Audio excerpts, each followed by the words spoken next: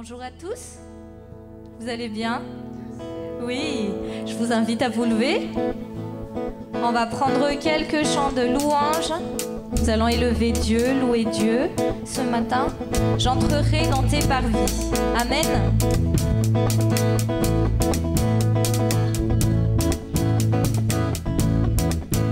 J'entrerai dans tes parvis avec la joie dans mon cœur. J'entrerai dans tes parvis avec louange.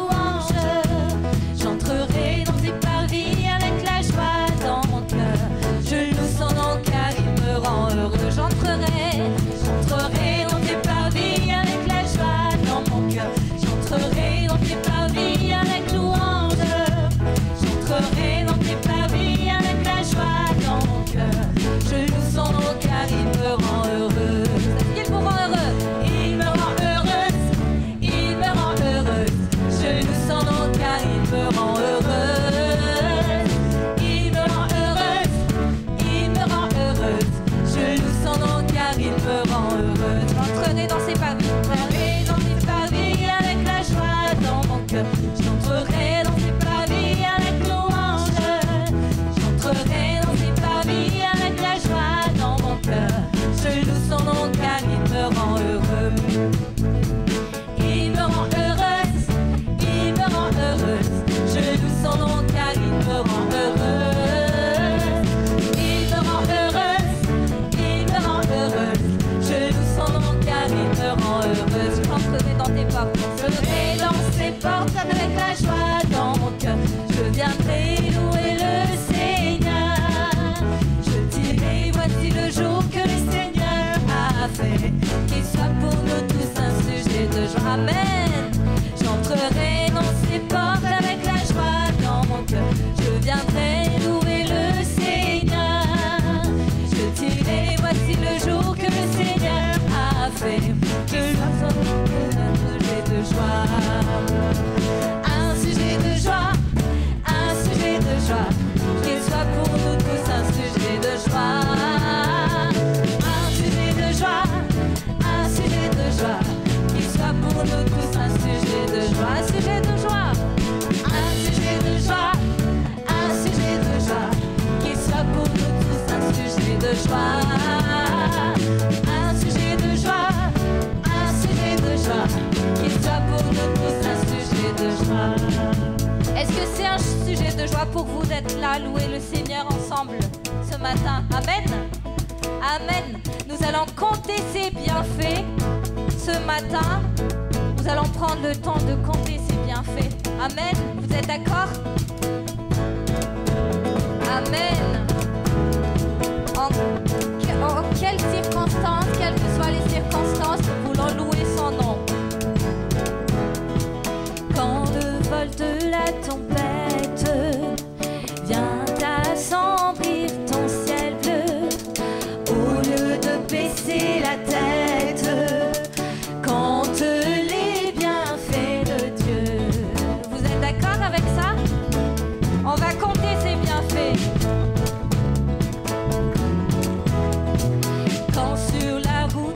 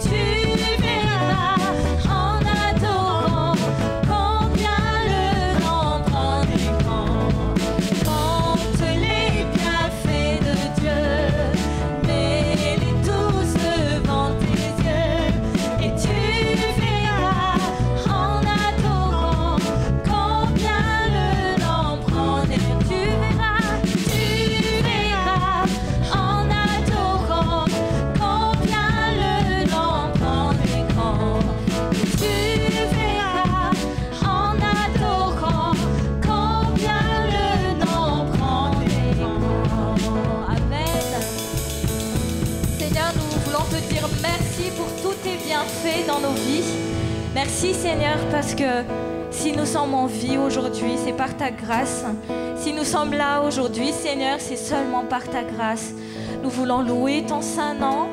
Seigneur, merci parce que tu es présent. Merci parce que tu nous bénis. Merci Seigneur parce que tu nous protèges. Nous voulons encore déclarer ce matin que tu es notre berger. Tu es le bon berger. Merci Seigneur pour ta protection. L'Éternel est mon berger.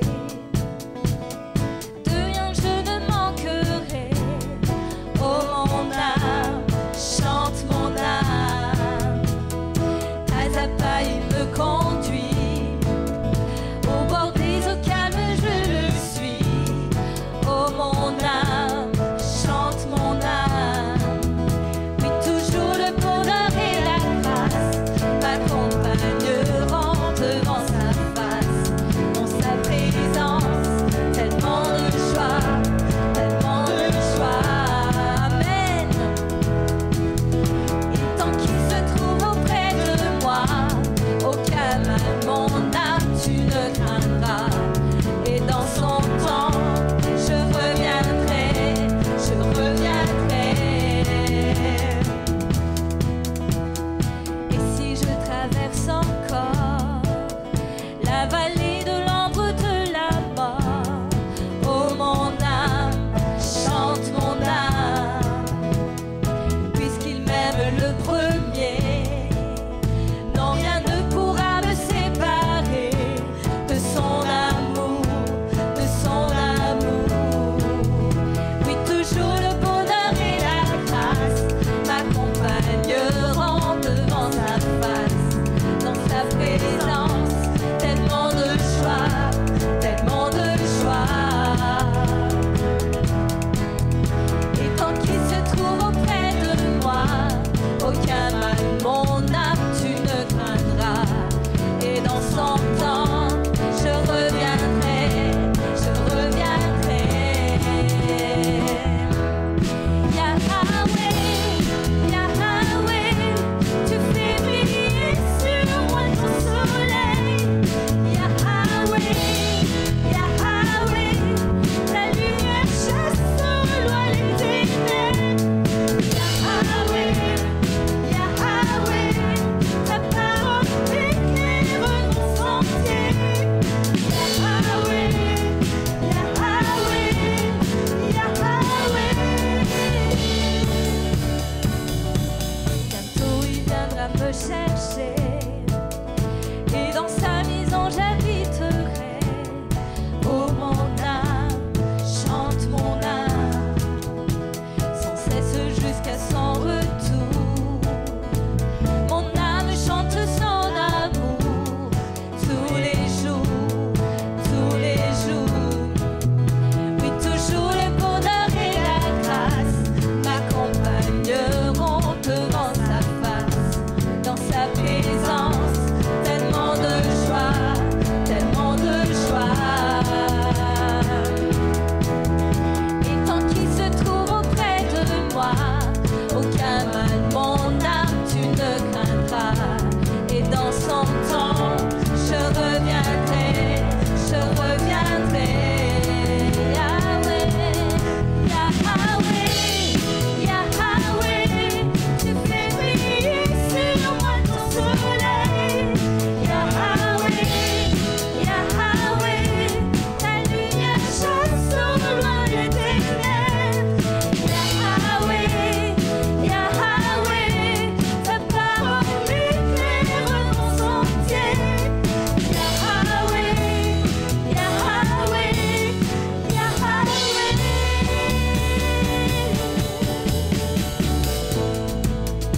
Amen.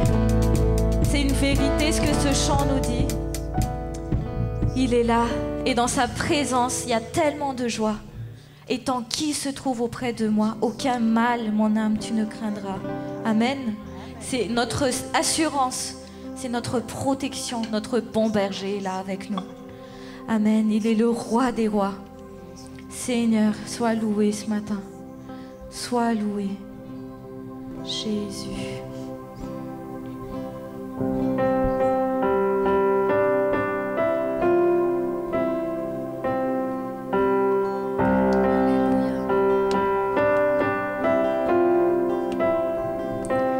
Nous étions là dans les ténèbres, sans espoir et sans repère.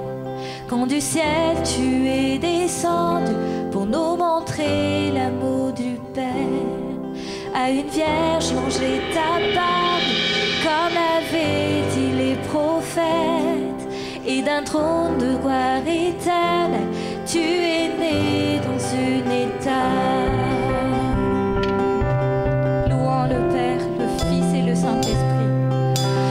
Louange au Père, gloire au Fils.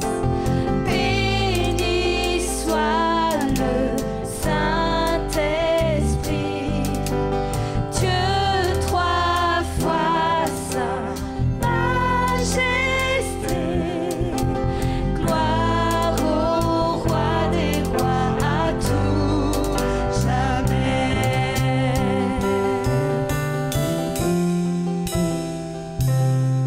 Pour nous révéler ton royaume et réconcilier les perdus, pour acheter la création, tu n'as pas méprisé la croix. En vue de la joie devant toi, tu enduras la souffrance pour nous procurer le salut. Jésus, tu es mort pour nous. Merci Jésus. Louange à toi, roi. Louange au Père, gloire au Fils. Béni soit le Saint-Esprit. Dieu trois fois saint, majesté. Gloire au roi des rois à tout jamais.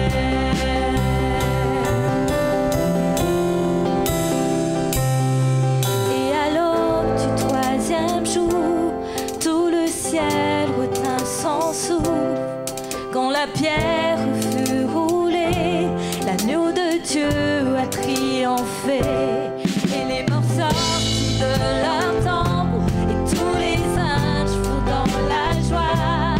Car les âmes de ceux qui croient en notre Père sont restaurées. Et l'Église de Christ est née, sa flamme attisée par l'Esprit. Et cette vérité ancienne subsistera à jamais. Par son sang et en son nom, par sa victoire je suis libre. Et l'amour de Jésus-Christ a ressuscité à jamais. Alléluia. Louange au Père, gloire au Fils. Béni soit le Saint-Esprit. Dieu trois fois saint, majesté. Gloire au roi des rois à tout jamais. Louange, louange au Père, gloire au Fils. Béni soit le Saint-Esprit. Dieu trois fois saint, majesté. Gloire au roi des rois à tout jamais. Gloire au roi des rois à tout jamais.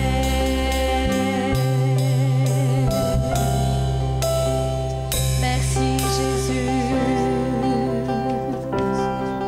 Merci Seigneur pour ta grâce infinie. Merci Jésus parce que tu es ressuscité et nous donne cette victoire avec toi. Seigneur, merci pour ta grâce. Merci pour ton pardon.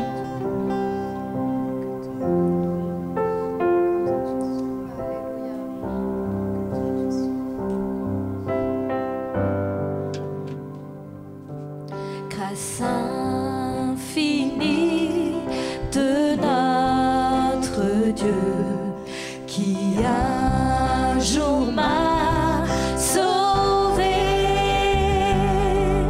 J'allais errant de lieu en lieu quand il m'a retrouvé. Ma vie fut complètement changée. Alors qu'en lui j'ai cru, depuis ce jour de tous les dangers, sa grâce m'a secouru. Mes chaînes enfin sont enlevées, mon Dieu, mon sauveur m'a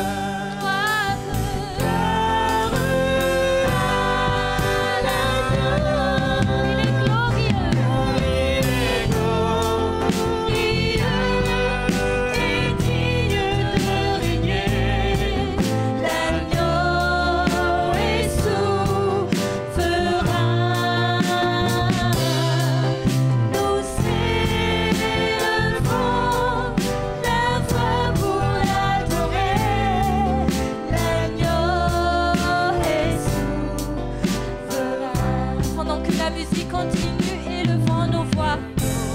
Élevant nos voix. Élevant nos voix. Jésus, nous voulons te glorifier ce matin. Merci pour ta grâce infinie, Seigneur, pour ton amour divin. Merci pour ce que tu nous as pardonné, Jésus. Tu as pardonné nos péchés. Il n'y a que toi, Seigneur, qui est digne de louange en ce matin. Car il est glorieux et digne de régner. L'agneau est souverain. Nous élevons la voix pour l'adorer. L'agneau est souverain. L'agneau de Dieu. L'agneau est souverain. Jésus, tu es souverain. L'agneau est souverain.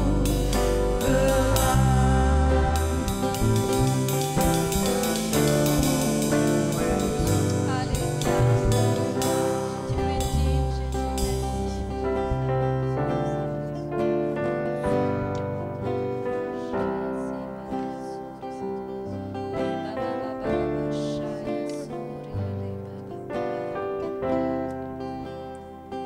car il est glorieux et digne de régner. L'agneau est souverain. Nous élevons la voix pour l'adorer. L'agneau est souverain. Car il est glorieux et digne. Tu es digne, Jésus. Tu es digne de nos louanges.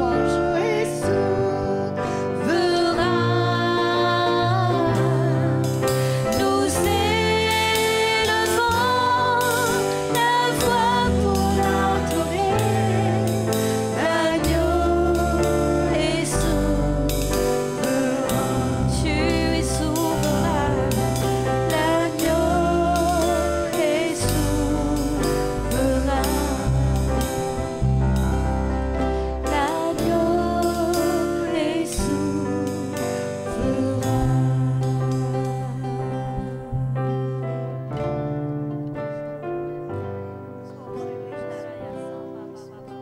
Voilà, bonjour à tous, à toutes. Soyez bienvenus ce matin encore dans ce lieu, dans l'assemblée. J'espère que vous allez bien et que vous avez encore envie de grandir avec Jésus. Amen. Si on est là ce matin, c'est parce qu'on a envie d'aller plus loin. Si ce n'est pas votre cas, alors il y a quelque chose qui ne va pas. Un chrétien doit toujours avoir envie de grandir, toujours avoir envie d'évoluer, toujours avoir envie d'aller plus loin. Amen. Si nous stagnons, c'est qu'il y a quelque chose que nous devons régler dans nos vies, quelque chose qui doit être réparé, restauré. Et c'est ce que nous allons voir ce matin. Comment est-ce que Dieu veut que nous puissions grandir? Quel est le moyen que Dieu va utiliser dans notre vie pour que nous puissions grandir et nous édifier les uns les autres? Et le message que je vais vous apporter, c'est un message un petit peu compliqué, je vais dire, mais c'est tellement quelque chose que tout le monde vit. Tout le monde a expérimenté des blessures dans sa vie. Qui parmi nous ce matin n'a jamais été blessé? Qui lève la main? Ah, il n'y a personne, vous me rassurez. Sinon, je me serais dit, il n'y a que moi qui vis ça. Alors peut-être que moi, je suis plus sujet à ces blessures. Mais je crois que tout le monde, nous avons vécu des blessures. Nous avons été offensés. Nous avons été blessés par un proche, une proche. Quelquefois par notre propre père, notre propre mère. Quelquefois, nous avons été blessés par des amis proches, des amis fidèles que nous aimions profondément. Quelquefois, nous avons été blessés par des gens qui étaient très, très liés à nous. Et c'est souvent le cas. Nous sommes le plus souvent blessés par des gens que nous aimons plus, que nous aimons profondément. Et on va voir que Dieu veut se servir de cela pour nous faire grandir dans notre foi chrétienne. Il ne faut pas croire que ce que nous vivons, ce sont des échecs. Non. Dieu va utiliser chaque situation. Dieu va utiliser chaque circonstance, chaque chose que nous vivons dans notre vie pour que nous puissions grandir. J'ai intitulé mon message « Choisir d'aimer lorsque nous sommes offensés ou blessés ». Pour pouvoir grandir en tant que croyant, la voie d'excellence, la voie excellente que nous devons suivre, c'est l'amour. Il n'y a rien d'autre. Un chrétien, ce qui marque un chrétien, c'est l'amour. Ce n'est pas la connaissance, ce n'est pas de savoir nos versets de la Bible par cœur. Ce n'est pas d'avoir une tête remplie de versets bibliques, de connaître toute la Bible. Des fois, vous parlez avec des gens, ils connaissent tout sur la Bible. Ils connaissent tout sur la Bible. Mais Dieu nous dit que ce qui va faire grandir un chrétien, ce qui est important, c'est l'amour. C'est l'amour. Nous sommes dans une génération où il y a tellement d'enseignements à profusion. Vous cliquez sur Internet, vous avez tous les messages que vous voulez, tous les enseignements que vous voulez. Vous allez dans des librairies chrétiennes, vous avez des milliers de livres. On a écrit, on a tous les sujets. On n'a jamais eu une génération avec autant de connaissances sur la Bible. Mais j'aimerais vous dire que nous n'avons jamais eu une génération avec si peu d'amour. C'est grave. Parce qu'on peut savoir beaucoup de choses sur Dieu. On peut savoir beaucoup de choses sur Dieu et vivre très peu de Dieu. Ce que Dieu nous invite à vivre, c'est son amour. Mettre en pratique son amour. 1 Corinthiens, chapitre 8, verset 1 nous dit « La connaissance enorgueillit, mais c'est l'amour qui édifie. » Amen. La Bible dit que lorsqu'on a de la connaissance en pagaille, qu'est-ce que ça fait? Ça nous enorgueillit. Hein? On aime montrer notre connaissance. J'aimais bien quelqu'un qui disait la connaissance, c'est comme de la confiture. Hein? Moins on en a et plus on l'étale pour la faire connaître. Hein, c'est comme ça la connaissance. On aime l'étaler comme la confiture. Mais la Bible nous dit que la connaissance enorgueillit. Qu'est-ce qui fait croître? C'est l'amour. Si vous voulez grandir, si nous voulons grandir en tant que chrétiens, alors nous devons apprendre à aimer, à mettre en pratique le plus grand des commandements que Jésus a laissés sur terre. Aimer Dieu de tout son cœur, de toute sa force, de toute sa pensée, et d'aimer son prochain comme soi-même. Lorsque nous avons beaucoup de connaissances, je ne sais pas si vous avez déjà vécu ça, mais on se sent supérieur. On pense que les autres n'ont rien compris. On pense qu'ils n'ont pas connaissance, ils n'ont pas été enseignés correctement. Et cela va créer de l'orgueil. La connaissance enorgueillit. Moi, je suis meilleur que tel frère parce que je connais ces choses, parce qu'il ne vit pas pleinement l'évangile, etc. Et cette connaissance peut nous enorgueillir. Nous nous sentons au-dessus des autres. Mais ce que Dieu attend de nous, c'est que nous soyons des chrétiens remplis d'amour. Un chrétien, ça ne se voit pas à ce qu'il enseigne. Moi, je vais faire un petit peu ce rapprochement entre le chrétien et l'arbre. Alors, Dieu est le jardinier, on va faire un petit peu une scène. Dieu est le jardinier, nous sommes l'arbre que Dieu a planté. Et on va voir que ce que Dieu attend de nous, c'est quoi? C'est que nous portions du fruit. C'est pas que nous ayons simplement des belles feuilles.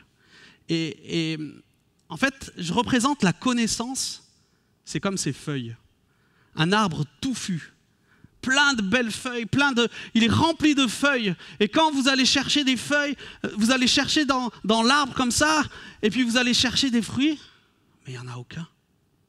Il n'y a pas de fruits. Mes amis, nous ne sommes pas appelés à être des arbres touffus. Nous sommes appelés à être des arbres qui portent du fruit pour Dieu. Amen. Que lorsque quelqu'un vient et enlève les... Bien sûr, la connaissance, c'est très bien de lire la parole, de méditer la parole de Dieu. Mais ces feuilles que nous avons dans notre vie doivent être toujours accompagnées du fruit qui va derrière. Lorsqu'on va écarter les branches, il faut qu'il y ait du fruit dans nos vies. Je compare nos vies comme cet arbre, et on va le voir plus tard. L'arbre a besoin de racines, l'arbre a besoin d'être planté par le jardinier. Tout cela, on va le voir. Nous ne sommes pas des arbres sans fruits, mais nous sommes des arbres qui ont du fruit. Amen. Est-ce que vous voulez être ces arbres? Est-ce que vous voulez porter du fruit? Alors, quelque chose d'important, c'est quand je discute avec certaines personnes qui aiment jardiner, ils me disent toujours, tu sais Fred, quand on sème quelque chose, on le récolte. Amen. Quand on sème quelque chose, on le récolte. C'est simple. Et la vie chrétienne, c'est pareil. Quand on va semer de l'amour, on va récolter de l'amour. Quand on va semer de l'amertume, on va récolter de l'amertume. Si on sème de la médisance, on va récolter de la médisance. Mais si nous semons de l'amour, je vous assure que vous récolterez de l'amour. Si vous commencez à semer de l'amour, et on va voir que c'est difficile, mais c'est ce que Dieu nous appelle à vivre. Sinon, nous sommes comme les gens de ce monde, nous vivons comme eux. Mais Dieu nous appelle justement à être différents. Comment est-ce que nous allons réagir? Comment est-ce que nous allons... qu'est-ce que nous allons semer dans les difficultés que nous rencontrons? Qu'est-ce que nous allons semer? Est-ce que nous allons semer de l'amour? On va voir que ça va nous coûter. L'amour, ça nous coûte, c'est un prix. Ou est-ce que comme tout le monde, on va commencer à râler, on va commencer à se plaindre, on va commencer à critiquer, on va commencer à dire que rien ne va, c'est mieux ailleurs? Non, Jésus nous a montré l'exemple. Il nous a dit, aimez ceux qui vous font du mal, bénissez ceux qui vous persécutent. Waouh! La voie de l'excellence, elle est très dure, mais c'est celle-là qui va porter du fruit dans notre vie. On peut avoir toute la connaissance, on peut connaître tous les versets bibliques par cœur. 1 Corinthiens 13 nous rappelle: quand j'aurai le don de prophétie, la science de tous les mystères et toute la connaissance, quand j'aurai même toute la foi jusqu'à transporter des montagnes, si je n'ai pas l'amour, je ne suis rien. Amen. Nous pouvons tout connaître. Nous pouvons connaître toutes les théories, les nouvelles théories, les nouveaux enseignements, les nouveaux enseignements à la mode. Mais si nous n'avons pas l'amour, cela ne sert à rien. Je crois que nous avons encore plus besoin plus que jamais de cet amour dans l'Église aujourd'hui, de vivre concrètement l'amour les uns avec les autres, de partager cet amour les uns avec les autres. Et on va voir que c'est ce que Dieu nous invite à vivre. Je ne sais pas si vous connaissez tous un petit peu la carte d'Israël. Comment est situé Israël? Quand vous lisez les histoires de la Bible, il nous est parlé un moment du lac de Galilée ou de la mer de Galilée. Et cette mer de Galilée, en fait, a de l'eau, elle reçoit de l'eau du Jourdain. Elle reçoit cette eau qui vient du Jourdain. Et il nous est dit que dans ce lac, il y a des poissons, il y a la vie, il y a de l'abondance. Pourquoi? Parce qu'elle reçoit de l'eau du Jourdain, et ce qu'elle reçoit, elle le retransmet dans la mer morte. C'est constamment en action. constamment en action. Et nous, on va voir que Dieu nous appelle à être en action. Contrairement à la mer de Galilée, il y a la mer morte, que vous connaissez tous. C'est une mer très salée, où il n'y a pas de vie. Rien ne peut vivre, rien ne peut tenir dans cette mer. C'est vraiment toxique, nocif. Pourquoi ?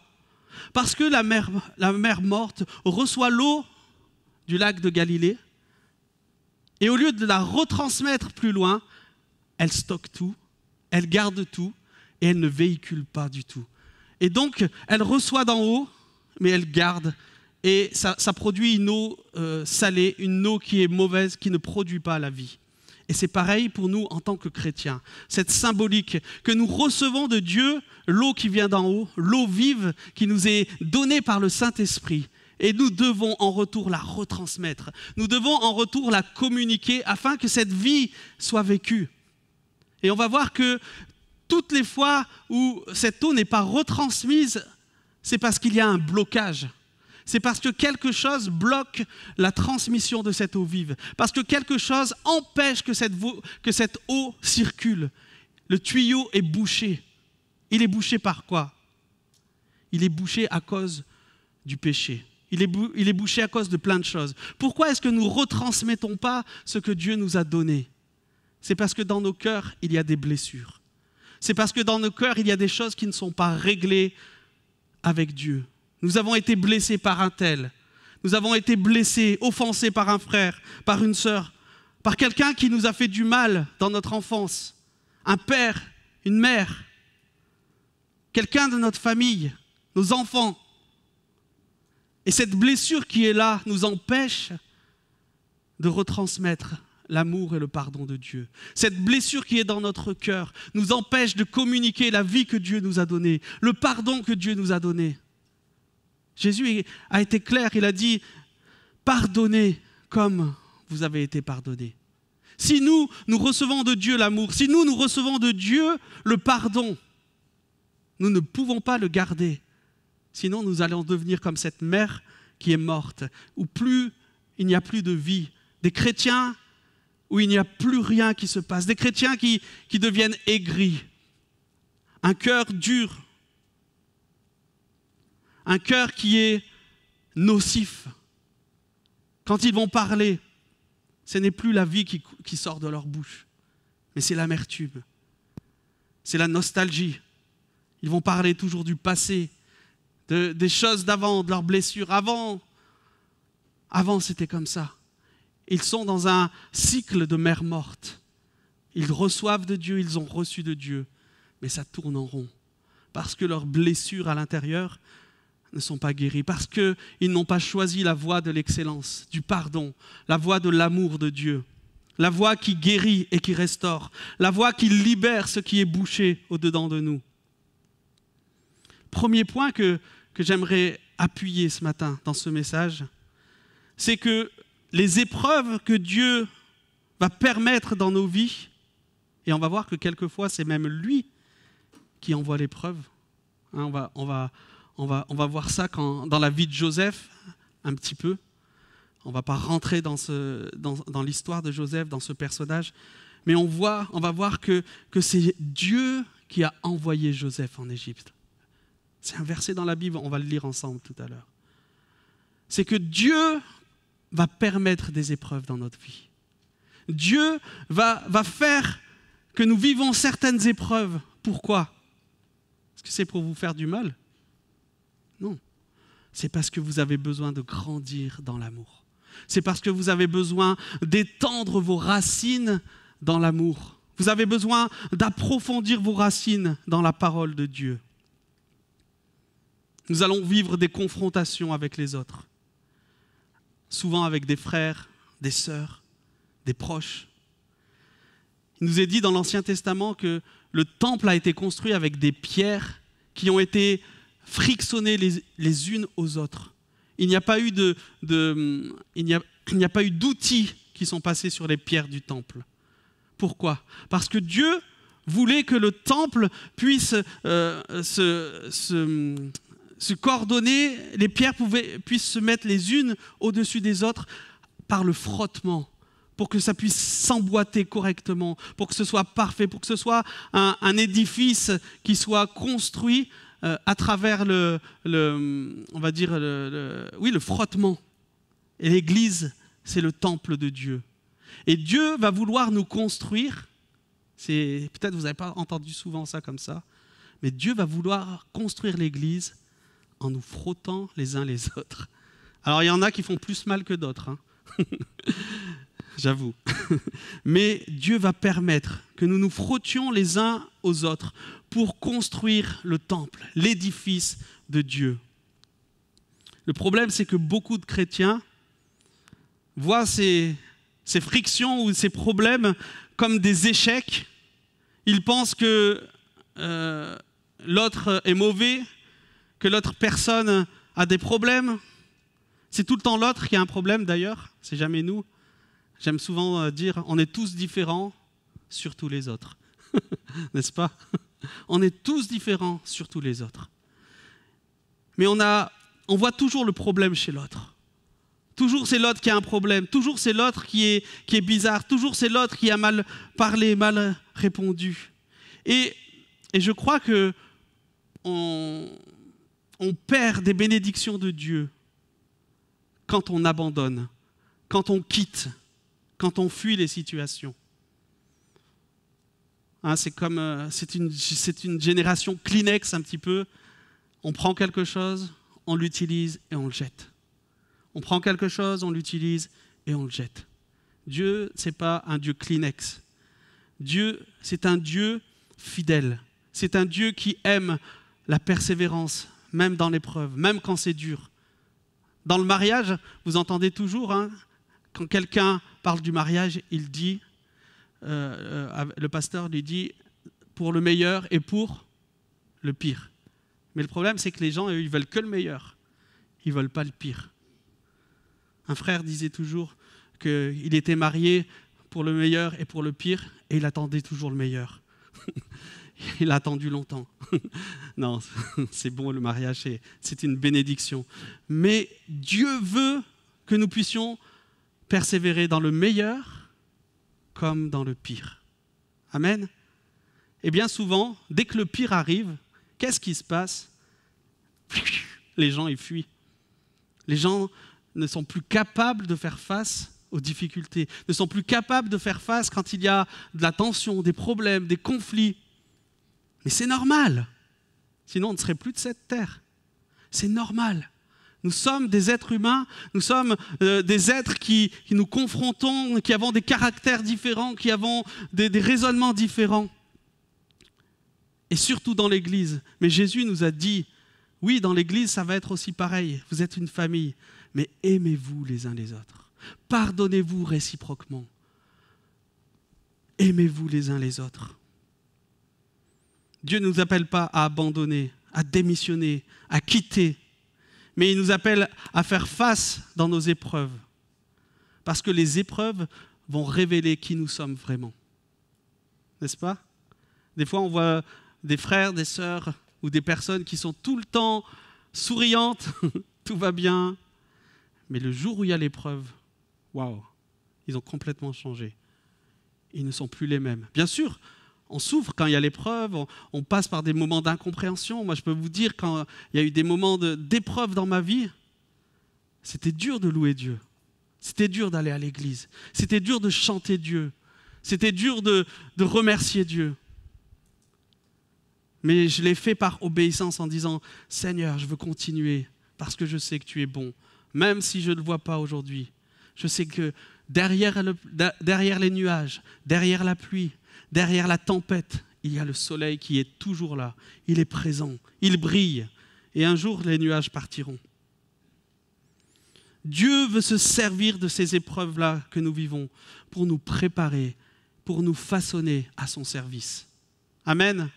Alors voyons, comme la Bible dit, comme un sujet de joie complète les diverses épreuves. Dans 1 Pierre, chapitre 1, versets 6 à 7, il nous est dit « Vous en tressaillez d'allégresse, quoique vous soyez maintenant, pour un peu de temps, puisqu'il le faut, affligés par diverses épreuves, afin que votre foi, éprouvée, bien plus précieuse que l'or, périssable, cependant éprouvé par le feu, se trouve être un sujet de louange, de gloire et d'honneur lors de la révélation de Jésus-Christ. Notre foi va être éprouvée par le feu. Par le feu. Et je crois que le feu, il passe très souvent par la relation entre les uns et les autres. Le feu de la purification, mes amis, il va passer dans des conflits quelquefois les uns avec les autres, ou des incompréhensions, ou des blessures que nous ressentons. Comment est-ce que nous allons réagir? Est-ce que c'est notre vieille nature, notre caractère qui va se mettre en premier? Waouh! Il m'a dit ça là, je supporte pas ce qu'il m'a dit, je vais réagir. C'est pas normal. Et hop, on revendique, et hop, on se met en colère, et hop, on commence à parler derrière le dos de la personne qui nous a fait du mal. Tu sais ce qu'il m'a fait, lui? Il m'a fait ça, il est comme ça. T'as vu, c'est une personne qui est méchante. Et hop, on rentre dans une voie qui n'est pas celle que Dieu veut. Dieu nous appelle à pardonner, à communiquer, à aller discuter avec celui qui nous a blessés, à aller prier pour lui. Les épreuves vont révéler ce qu'il y a d'impur dans nos vies. Et lorsque l'or est épuré, la technique qui est prise en compte, c'est qu'on va chauffer l'or. On va le mettre au feu pour que l'or puisse fondre. Et vous savez, l'or pur, l'or véritable, en fait, l'or, il est mou. C'est un matériel qui est mou, l'or. Et l'or, il est dur. Pourquoi? C'est parce qu'on a mélangé l'or avec des alliages, avec de l'acier ou d'autres métaux. Et c'est pour ça que l'or est dur. Mais à la base, l'or est mou. Quand il est pur, il est mou. Et Dieu veut que nous puissions être épurés, que tous les alliages qui durcissent nos cœurs, qui durcissent l'or, notre cœur c'est comme de l'or, notre vie c'est comme de l'or. Et bien souvent nous sommes devenus durs, pourquoi?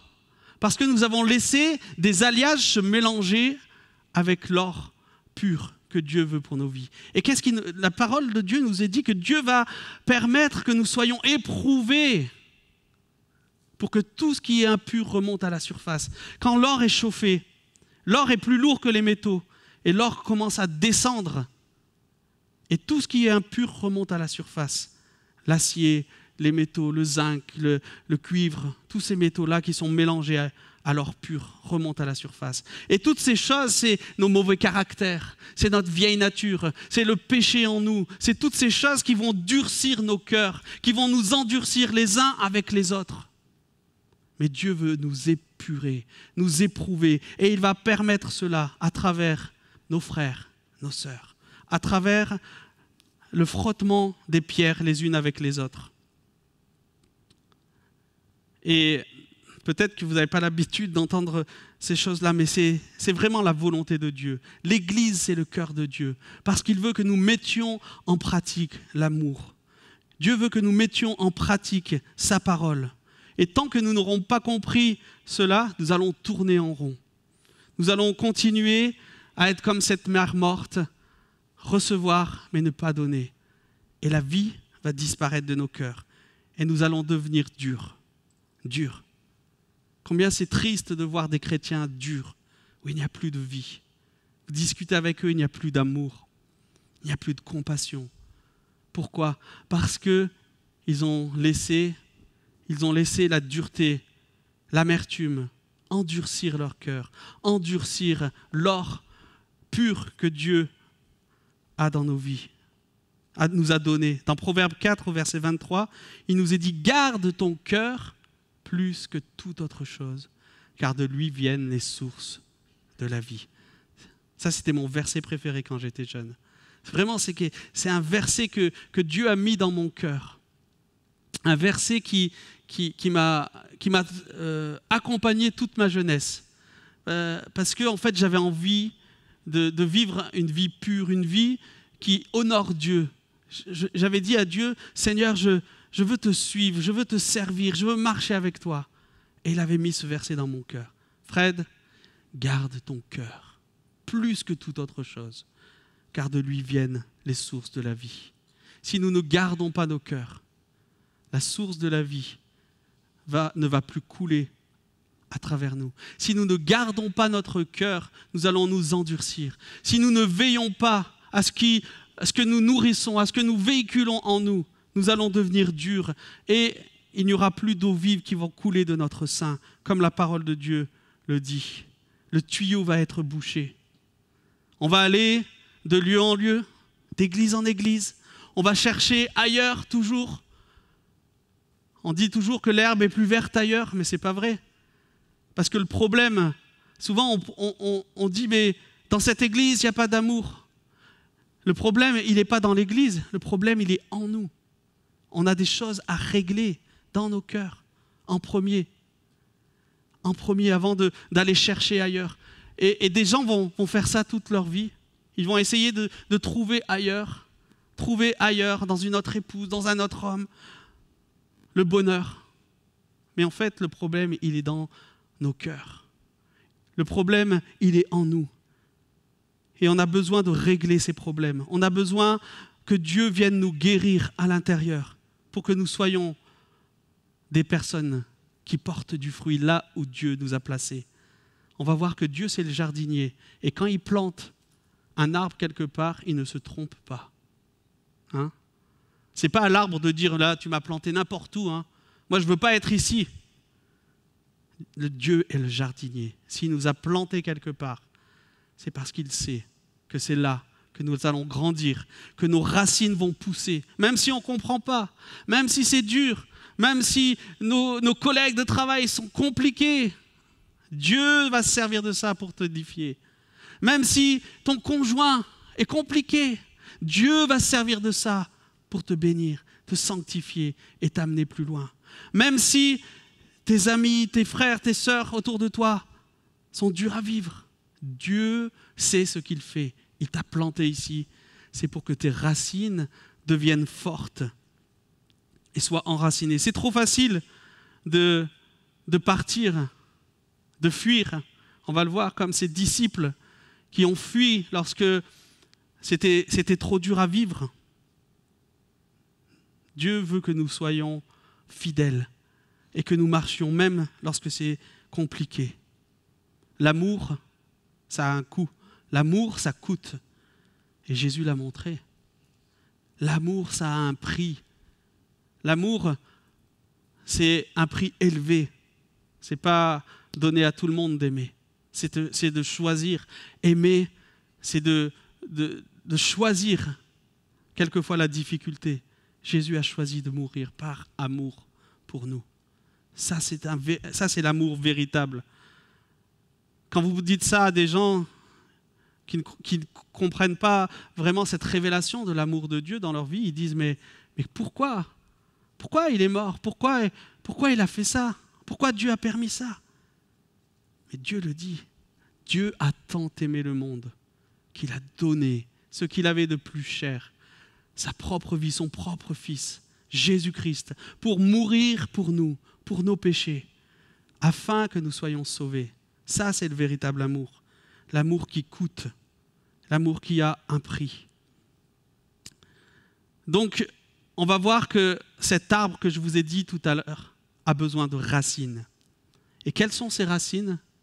Les racines que Dieu veut que nous approfondissions dans nos vies, c'est les racines de l'amour. Dans le psaume 1, versets 1 à 3, il nous est dit « Heureux l'homme qui ne marche pas selon le conseil des méchants, qui ne s'arrête pas sur la voie des pécheurs et qui ne s'assied pas en compagnie des moqueurs, mais qui trouve son plaisir dans la loi de l'Éternel et qui la médite jour et nuit. Il est comme un arbre planté près d'un courant d'eau qui donne son fruit en sa saison et dont le feuillage ne se flétrit point.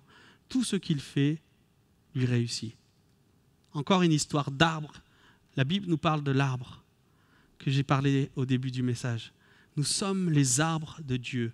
Et Dieu ne veut pas que son feuillage ne se flétrit. La connaissance, elle n'a pas besoin de se flétrir. C'est important d'avoir la connaissance. Mais il nous dit, il donne son fruit en sa saison. L'arbre a besoin d'un feuillage et l'arbre a besoin de porter du fruit. Tout ce qu'il fait lui réussit.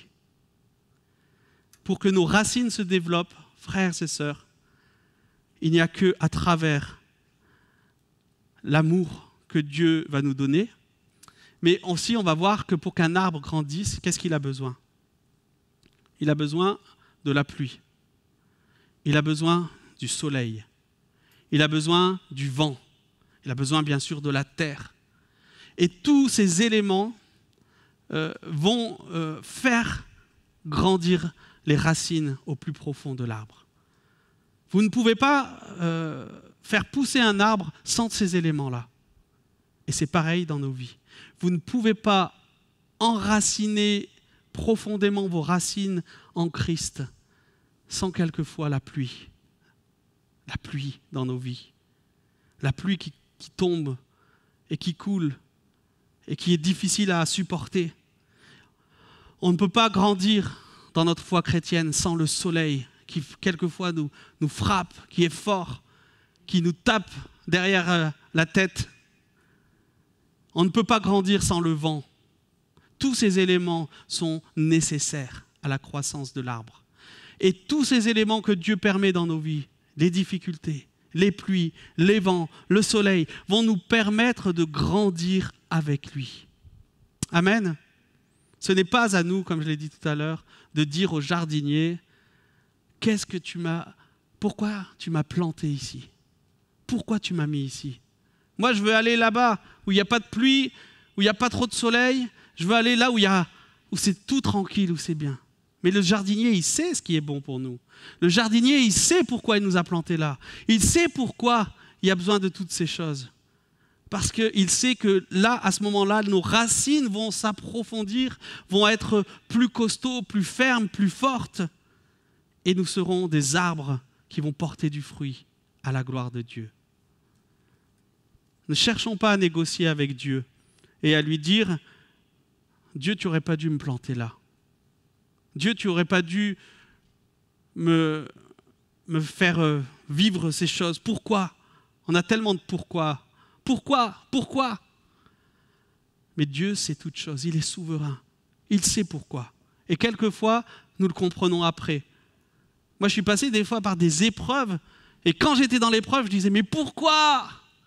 C'est pas possible, Dieu m'a abandonné. Dieu, où tu es? Mais on est tous comme ça. On va voir, Joseph était comme ça. Joseph, il se posait, mais pourquoi? J'ai eu un rêve. Dieu, tu m'as donné un rêve. J'ai vu des choses merveilleuses. Mon rêve, il s'est transformé en cauchemar. Maintenant, je suis dans un trou, vendu aux esclaves, vendu en tant qu'esclave, en prison alors que je n'ai rien fait. C'est ça mon rêve. Mais Dieu savait toutes choses. C'est Dieu même qui a envoyé Joseph en Égypte. Je vous l'ai dit tout à l'heure. Dans Genèse 45, versets 7 à 8, il nous est dit, Joseph dit à ses frères, « Dieu m'a envoyé devant vous pour vous assurer un reste dans le pays et pour vous permettre de survivre par une grande délivrance. Maintenant donc, ce n'est pas vous qui m'avez envoyé ici, mais c'est Dieu. Il m'a établi père du Pharaon, seigneur de toute sa maison et gouverneur de tout le pays d'Égypte. » Quelquefois, on ne sait pas pourquoi il y a la tempête. Quelquefois, on ne sait pas pourquoi il pleut sans cesse. Il pleut. Mais Dieu le sait. Il sait que nos racines profondes sont en train de grandir. Il sait que nos racines profondes sont en train de se fortifier. Il sait qu'à travers l'épreuve, nous sommes en train d'approfondir notre relation avec Dieu. Je peux vous dire, sincèrement, les moments les plus profonds que j'ai vécus avec Dieu ont été les moments les plus terribles de ma vie. Les moments où je pleurais devant Dieu en disant « Mais pourquoi? Seigneur, tu m'as abandonné. » Oui, comme tout le monde, comme Joseph dans sa prison, je me disais ça. Je disais « Dieu, mais pourquoi ça? Pourquoi tu as permis ça? Pourquoi telle chose? Pourquoi ?» Et dans ces moments, mes racines, dans la présence de Dieu, mes racines dans la recherche de la face de Dieu étaient en train de grandir. Et je sentais la voix de Dieu, la main de Dieu me dire « Je ne t'ai pas abandonné, Fred. » Je ne comprenais pas, je ne comprenais rien. mais je savais que Dieu était là. Que Dieu disait, Fred, je suis avec toi. Tu passes par des moments difficiles, je suis avec toi. Je me rappellerai toujours de ce verset qui m'a donné. Je ne t'abandonnerai pas. J'ai ton nom gravé dans la paume de mes mains. Ce verset a ancré ma vie dans ma foi. Dans les moments les plus difficiles, les plus terribles, Dieu me disait, j'ai gravé ton nom dans les paumes de mes mains. Je t'aime, je ne t'abandonne pas. Souvent, on croit que Dieu nous a abandonnés, mais non. Vous connaissez beaucoup connaissent cette histoire de l'homme qui marche sur la plage et il voit toute sa vie qui défile devant lui. Et quand il marche sur la plage, il voit à chaque fois 2 empreintes de pas, les siennes et celles de Dieu. Et dans les moments les plus terribles de sa vie, les plus difficiles de sa vie, il ne voit plus qu'une seule empreinte. Et il pose la question et il dit, mais Dieu, pourquoi il n'y a plus qu'une seule empreinte dans ces moments? Tu m'as dit pourtant que tu étais avec moi. Et Dieu lui dit, mon enfant, bien sûr j'étais avec toi.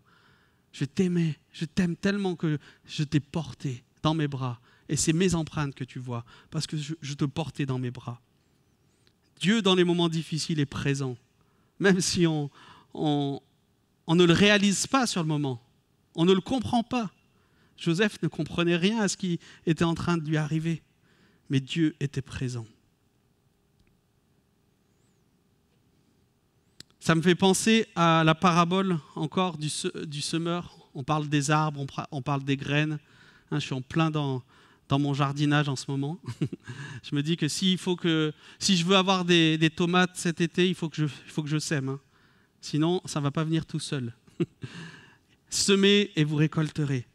Et ça me fait penser à cette parabole où Jésus a parlé des graines qui sont jetées en terre.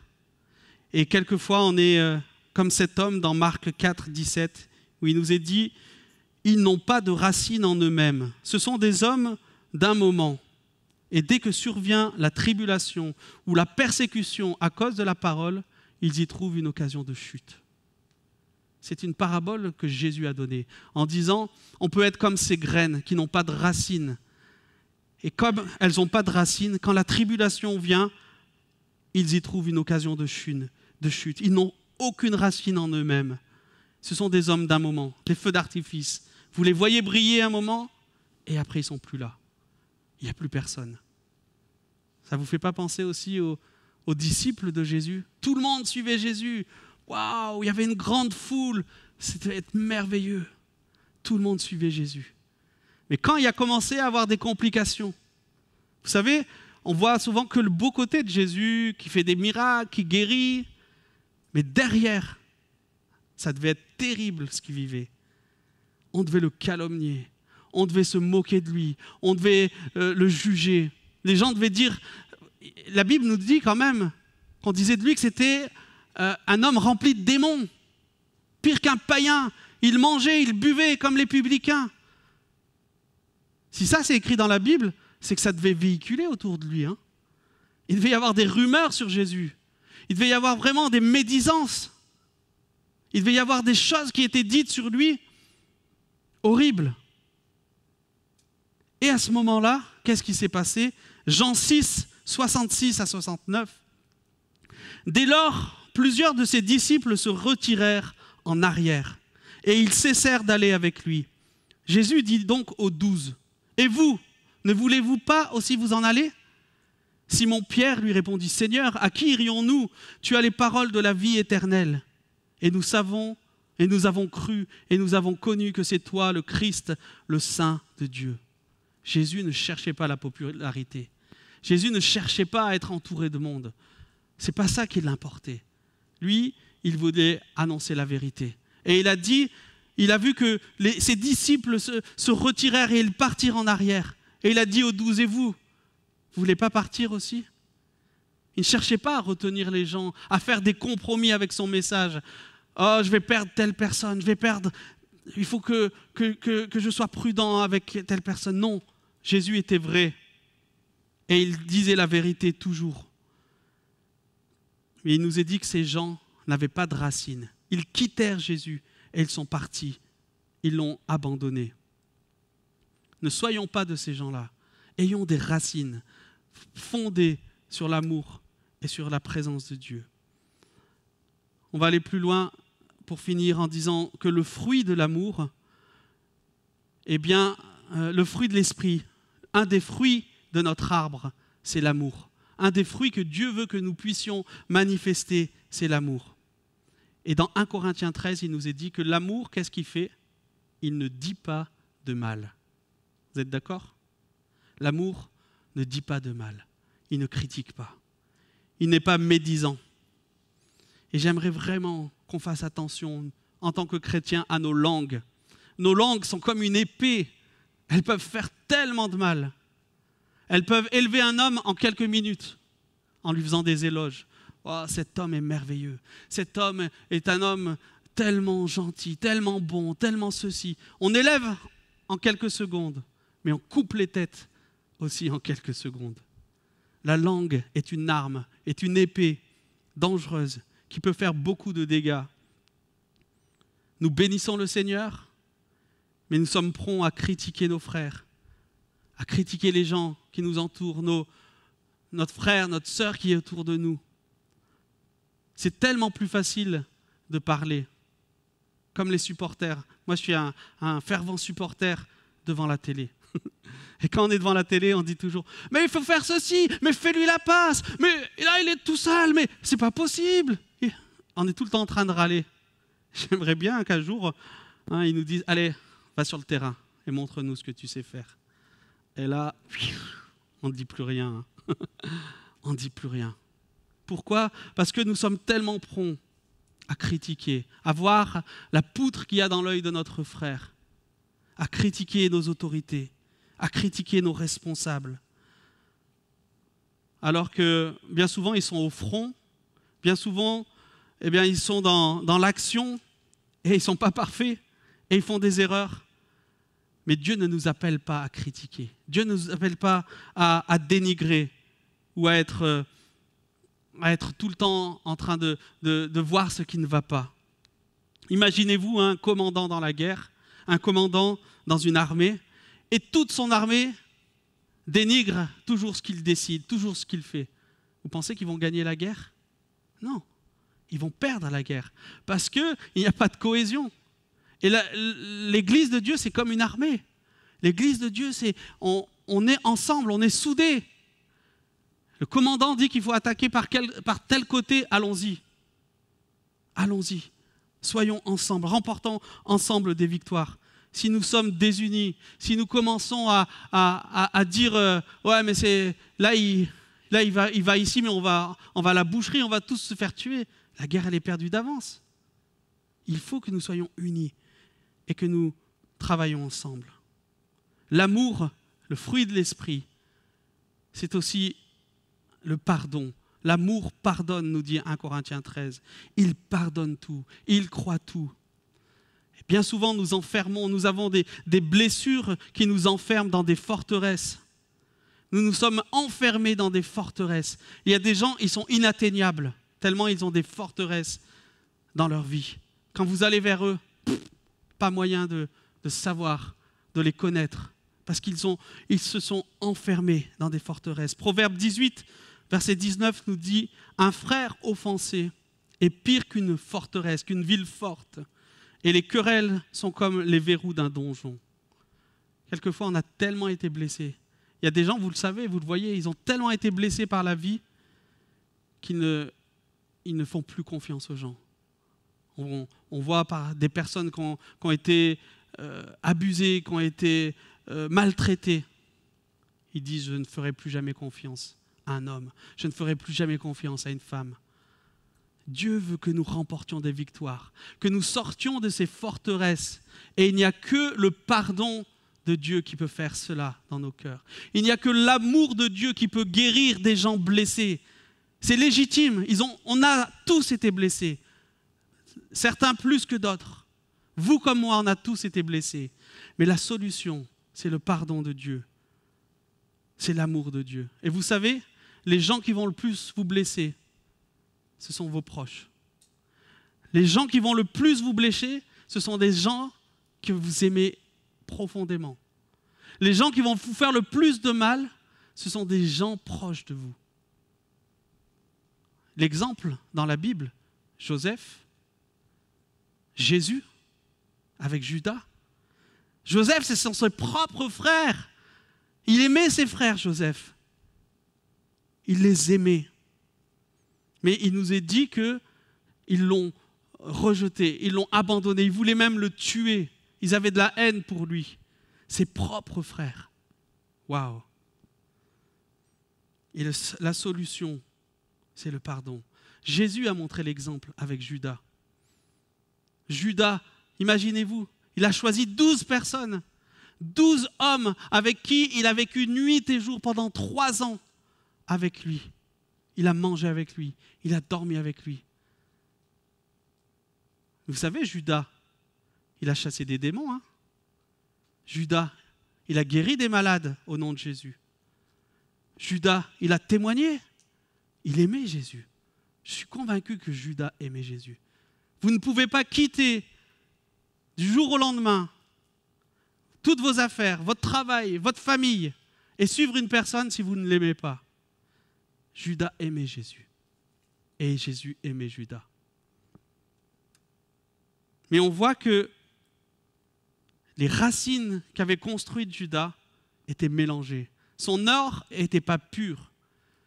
Il y avait de l'alliage. C'est pour ça que ça a durci son cœur. Il a gardé des choses. Il aimait l'argent. Il aimait, il aimait voler. C'est pas qu'il aimait, mais il volait. Il nous est dit, il aimait l'argent. Il mentait. Judas avait gardé quelques alliages dans son cœur. Et c'est à cause de ces choses. Je crois qu'à un moment, moi je m'imagine Judas, dans les 12 disciples, c'était quelqu'un qui aimait Jésus et au cours de ces 3 années, il a laissé son cœur dévier. Il a commencé à voir que Pierre, Jean, Jacques, les 3 disciples que Jésus aimait, ils commençaient à aller sur la montagne avec Jésus. Imaginez-vous Judas. Pourquoi eux là, ils vont et pas moi ? Pourquoi là, ces 3-là, ils vont sur la montagne, ils ont des moments privilégiés avec le Maître. Et là, dans son cœur, commencer à avoir de l'amertume. Peut-être il a commencé à laisser rentrer dans sa vie des choses qui ont été mauvaises, en disant pourquoi pas moi ? La jalousie. Quelquefois, on peut être confronté à ces choses. L'amertume. Jaloux de nos frères, de nos sœurs. Pourquoi eux, ils peuvent passer du temps, du bon temps, et nous, on est obligés de vivre ça, de faire ce service ou de faire telle chose. Mais il nous faut veiller sur nos cœurs. Car Dieu résiste aux orgueilleux, mais il fait grâce aux humbles. Et je crois que la différence entre Pierre, qui s'est repenti, et Judas, qui s'est suicidé, c'est que Pierre connaissait l'humilité, la repentance. Il a cru que Dieu pouvait lui pardonner cet acte terrible de renier Jésus. Pierre n'est pas meilleur que Judas, hein. Il a renié Jésus. Bien sûr, Judas a trahi Jésus, mais Pierre a renié celui pour qui il avait tout donné. Dieu résiste. Et Pierre dit, 1 Pierre 5,5, Dieu résiste aux orgueilleux, mais il fait grâce aux humbles. Il sait que nous avons besoin de pardonner, de nous humilier pour être guéris. On va terminer par ce verset qui nous dit dans Éphésiens 4, versets 1 à 3.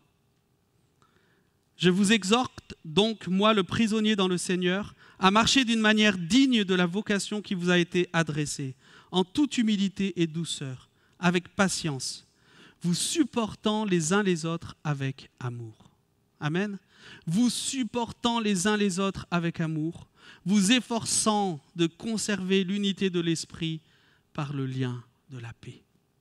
Dieu nous incite. Nous sommes chrétiens, nous sommes différents, nous ne pouvons pas vivre comme tous les autres, nourrir des mauvaises pensées, nourrir des querelles, des commérages. Moi, au travail, c'était dans mon nouveau travail, au début, c'était ça. Les personnes qui devaient me former, ils étaient durs avec moi. Et au début, je me disais, mais pourquoi ils sont si durs ? Ils ne me donnaient aucune information, ils ne m'aidaient pas, ils me laissaient vraiment me débrouiller. comme si, en fait, je les embêtais, quoi. Et dans mon cœur, au début, je me suis dit, mais pourquoi ils agissent comme ça? Je leur ai rien fait. J'ai rien fait de mal, pourquoi? Vous sentez une injustice. Et plus je vivais ça, et plus dans mon cœur, je disais, Seigneur, je veux les bénir. Seigneur, je veux les bénir. Je veux être bon envers eux. Je ne veux pas rentrer dans leur jeu. Eux, ils me rentrent dedans. Et bien moi, au contraire, je vais surmonter le mal par le bien. Et hop, je leur ai acheté des croissants le matin. Et j'ai commencé à aller discuter avec eux. Eux, la seule chose qu'ils voulaient, c'était m'éloigner. Ils voulaient que je m'éloigne d'eux. Ils ne voulaient pas communier avec moi. Et moi, le contraire, ce que je faisais, j'allais les voir. Je leur disais, ça va, vous allez bien aujourd'hui et tout. Et je me suis dit, dans leur cœur, ils devaient se dire, mais il est bizarre ce type. On n'arrête pas de le repousser et lui, il vient. Et je vous assure qu'aujourd'hui, la relation que j'ai avec eux, elle est géniale. Aujourd'hui, ils m'aident, on s'entraide. Aujourd'hui, on partage les informations informatiques. Tout ce que je voulais au début, si j'étais rentré dans leur jeu, jamais je n'aurais obtenu ça. Amen. Dieu nous appelle à surmonter le mal par le bien et à aimer et à conserver l'unité de l'esprit. On va prier. Alléluia. Seigneur, on te remercie ce matin pour ta parole qui fait son effet dans nos cœurs. Merci parce que, à travers ce que nous avons, Seigneur, partagé, tu nous as montré des situations. Dieu, dans ces moments dans lesquels on prie, vous montre des personnes, des gens pour qui vous avez besoin de pardonner, de relâcher, d'aimer, de reconstruire. Dieu peut-être vous montre dans ces moments ces gens-là. Je prie maintenant, Père, que tu aides mes frères, mes sœurs à faire les bons choix, à prendre les bonnes décisions et se réconcilier au nom de Jésus. Je prie pour que ton œuvre, que le Saint-Esprit leur montre ce qu'ils doivent faire, comment agir, prier pour eux, pardonner, aimer, agir. Seigneur, je te demande cela au nom de Jésus. Je bénis chacun, chacune. Amen.